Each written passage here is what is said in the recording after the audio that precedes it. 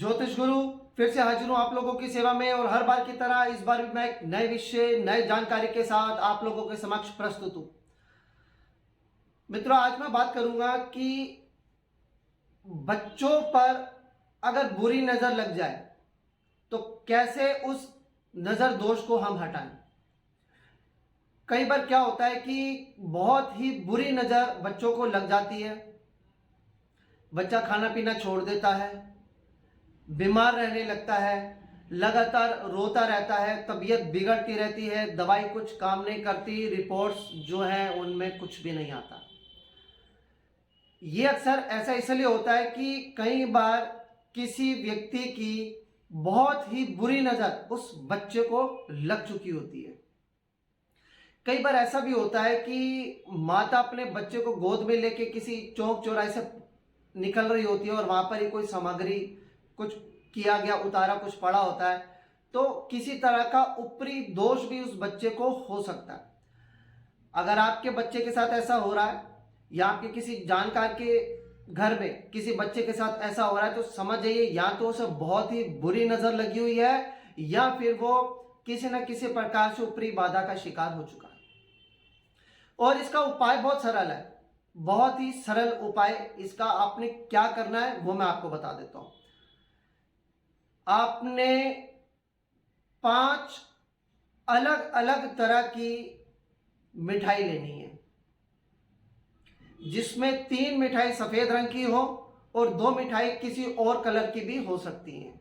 या आपने इसको पत्ते पर रख लेना, वो जो पत्ते का जो डोना बना हुआ मिलता है, आपने उस पे इस 5 तरह की जो अलग अलग मिठाई है उनको रख लेना है। इसको आप किसी भी दिन कर सकते हैं, लेकिन शाम को करना है आपको।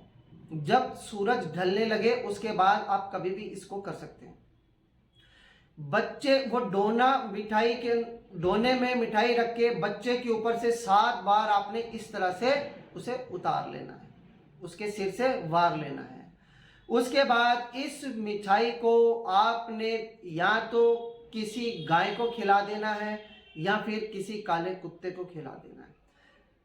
अगर वो जानवर उसको सूंघ के छोड़ देता है तो भी घबराने की जरूरत नहीं है, लेकिन आपने करना क्या है कि जब आप उस किसी भी गाय के सामने या कुत्ते के सामने जब आप इसे रखेंगे तो वहां पे आपने खड़े नहीं रहना है ये देखने के लिए कि वो खा रहा है या नहीं खा रहा है। आपने रखना है, वो चाहे सूंघे खाए छोड़े, आपने तुरंत जो है वहां से निकल आना है और पीछे मुड़कर नहीं देखना है। बस एक छोटा सा उपाय है, देखेगा उसके बाद कैसे आपके बच्चे की तबीयत जो है सुधरने लगती है और उसकी तबीयत में किस प्रकार चमत्कारी रूप से सुधार होता है। इसके साथ एक उपाय आपको और बता देता हूं।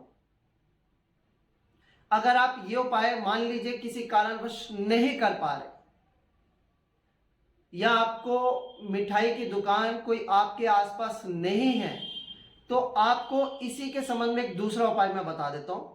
वो आप वो भी कर लेंगे तो भी आपके बच्चे की तबीयत में सुधार होगा, ऊपरी बाधा ऊपरी दोष या नजर जो भी लगेगी वो पूरी तरह से हट जाएगा।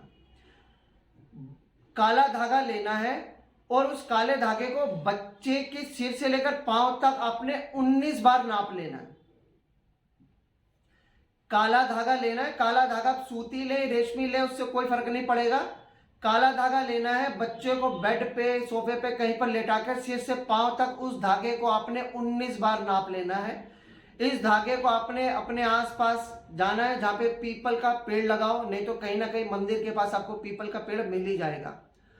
इस धागे को उस पीपल के पेड़ पर लपेटकर बांधते चले जाना और आपने बोलते चले जाना, जो भी बच्चे का नाम है, मान लीजिए बच्चे का नाम है मनोज या मनु, सोनू, कुछ भी, तो आपने धागा लपेटते चले जाना है और बोलते चले जाना है कि इस बच्चे का जो भी नाम है, जैसे सोनू है तो सोनू की बला तेरे सिर पर। बस आपने ये करना है। तुरंत धागे को वहां पे गांठ लगानी है और तुरंत जो है अपने घर की ओर निकल आना है, पीछे मुड़कर नहीं देखना है। ये 2 छोटे छोटे उपाय हैं, आप आसानी से कर सकते हैं, घर का कोई सदस्य भी आसानी से इसे कर सकता है।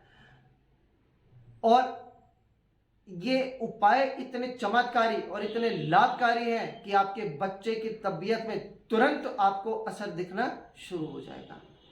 कोई भी उपाय कीजिएगा विश्वास के साथ कीजिएगा, प्रभु पे विश्वास रख के कीजिएगा।